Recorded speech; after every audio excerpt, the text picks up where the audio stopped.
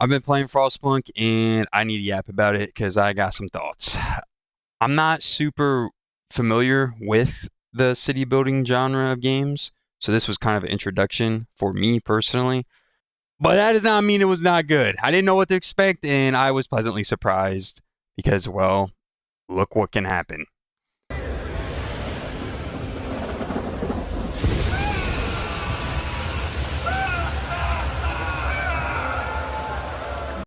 So, what is Frostpunk? Frostpunk is a alternate timeline where in 1886 a global cooling is happening on Earth because volcanoes erupted. And to survive this, there was these generators made that keeps your city warm. Effectively, they're ginormous and they're made so you can basically survive this ice age period. There's multiple scenarios you can pick to play, and the main story is a new home. Inside this scenario, you are called the captain, basically a leader over a group of people that are traveling, looking for a place to set up shop to make a new city, quote unquote, the last city on Earth, right?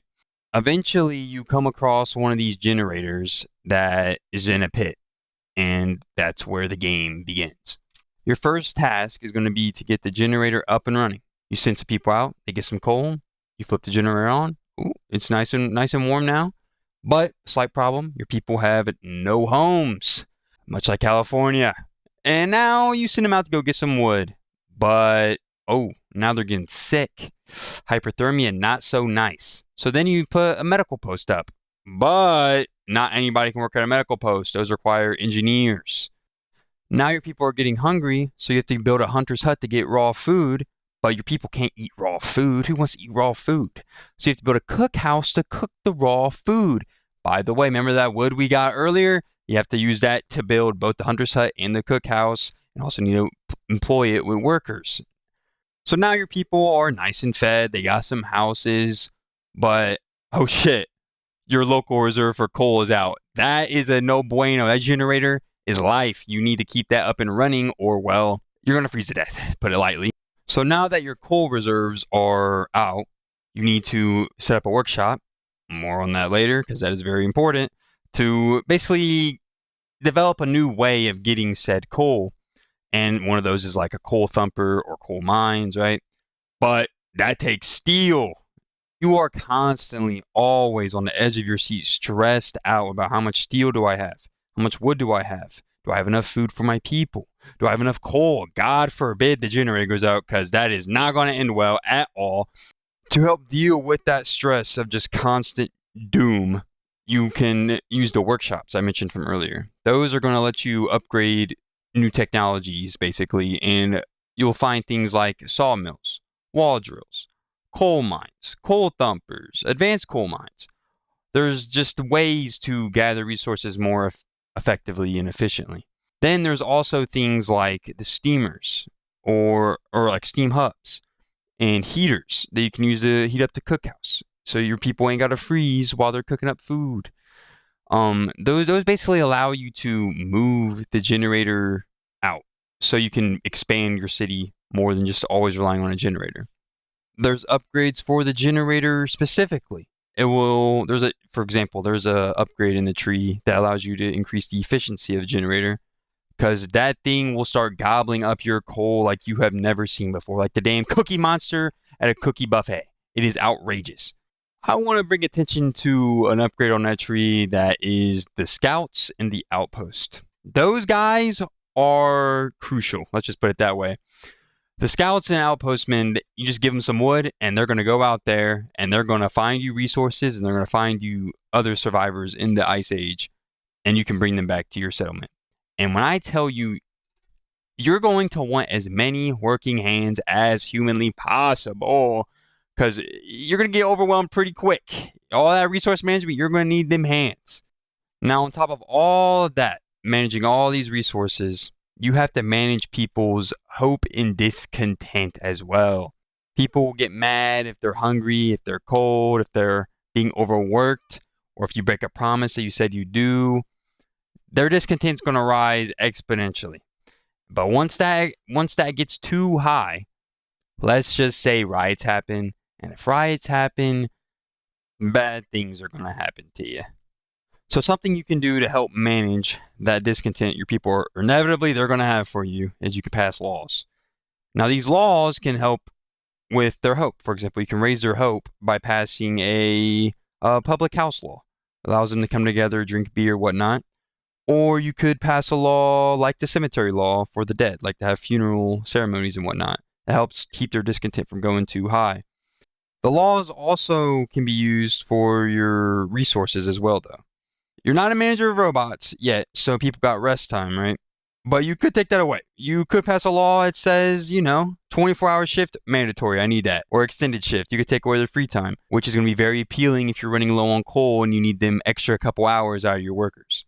Obviously, this is going to be not so well on the discontent side of things, but that's where you have other laws to help lower it or boost their hope up a little bit, which will in turn lower their discontent. There's a constant push and pull to give there. It's kind of like the resources too. It's just like that where it's a push pull. I need to give up this to get this. Give up this to get that. And you just constantly have to play around and manage it. And there are some laws that, let's just say, they're going to make you question what type of human being you are. Eventually, you're going to get things under control. Things are flowing smoothly. You got a nice stockpile of coal. People are fed. Their hope's high. Discontent isn't too high. Then something's going to happen. And discontent's going to rise. Hope is going to fall. And you got to decide, what am I going to do here? Because you have to give them something to hold on to. Am I going to give them order or am I going to give them faith? Whichever one you decide, that's going to determine what type of laws you're going to build your city around. It opens up a whole new catalog of laws you can pass. Order is more of a totalitarianism type thing, and faith is kind of the same thing, but with a little religious twist to it. It's the one thing about Frostpunk that I wish was different. But let's say you picked order, okay? Those first couple laws that you pass are going to be, all right, this makes sense. I ain't like some Stalin guy. You got watchtowers, you got patrols. These are all like, normal government laws that keep people in check, make people feel nice and safe. However, as time goes on, you'll get some new laws that you can pass that are, not nice. Let's put it that way. They're a little morally gray, some would say. You got, propaganda centers, spies. You can even pass a law to beat people into submission. And there's a law at the very tippity top of the tree called the New Order, which basically makes you Stalin over the city. You ain't got to worry about hope no more because they're just obedient. And how can there be hope if there is a execution platform for anybody who goes against you? It's a little, Now back to the faith side of the laws. It's basically the same thing, but with a churchified spin to it. Same thing. First couple laws you can pass, they make sense. They're for a church state thing. You can make a church. You get people gather together. But as time goes on, you can pass laws that become kind of, not exactly good. Like, oh, you disagree, we're going to beat you now. Or you disagree, death, effectively. The really disappointing thing about that is gameplay-wise, they're essentially the same. They're not that different.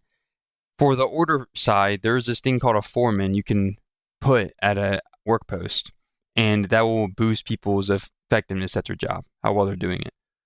That same effect is on the faith side. It's just called a shrine.